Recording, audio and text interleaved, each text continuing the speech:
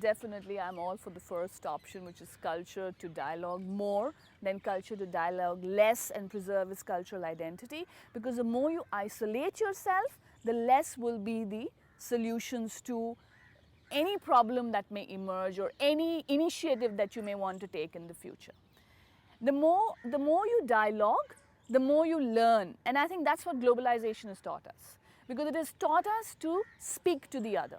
And when you speak to the other and interact with the other, yes, as globalization has shown, that you will become far more, possessive about your own identity, because somewhere you feel that, by interacting with the other, you're going to lose out on who you are.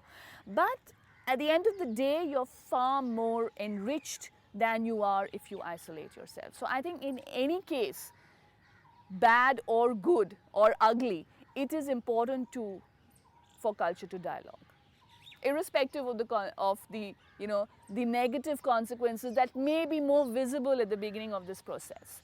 But isolation really doesn't get us anywhere. I think that if you interact with other cultures, awareness about your own culture also becomes sharper. Definitely. Because one, when you interact with other cultures, you interact through similarities first. You look at commonalities first, and then you look at differences. Often the two don't come together or don't happen one and two. Often maybe differences happen first and commonalities happen later. But the fact that you interact with the other will make you more aware of yourself, definitely, but would also over a period of time make you aware of what is similar that you have with the other that you're interacting with. And in that sense, it will help you to redefine who you are. Because, for example, let me take a very simple example of a rural person coming from a rural area into Delhi, for example, or metropolitan city like Delhi. He would initially be looking at himself as being different from this so-called urban, a citizen who he interacts with. But he also then looks at similar problems that he shares with this urban citizen.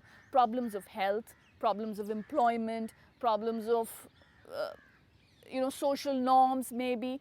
And some of them are very similar as to these cultural mores or social norms or even employment problems or social problems that he faces in his own rural area. So his rural identity or his regional identity is emphasized at the first moment of contact. But I think as we progress, we find also much more our commonalities. And that's how I think immigrants, in some senses, though they tend to isolate themselves, in areas where they immigrate to, also find ways and means to integrate and assimilate into the new environments. So I think in that sense, yes, it also enhances who I am, and in a positive way, not just in a negative way, but it also enhances the fact that I am very much like you, or you and I, or the other and I have some common points of view.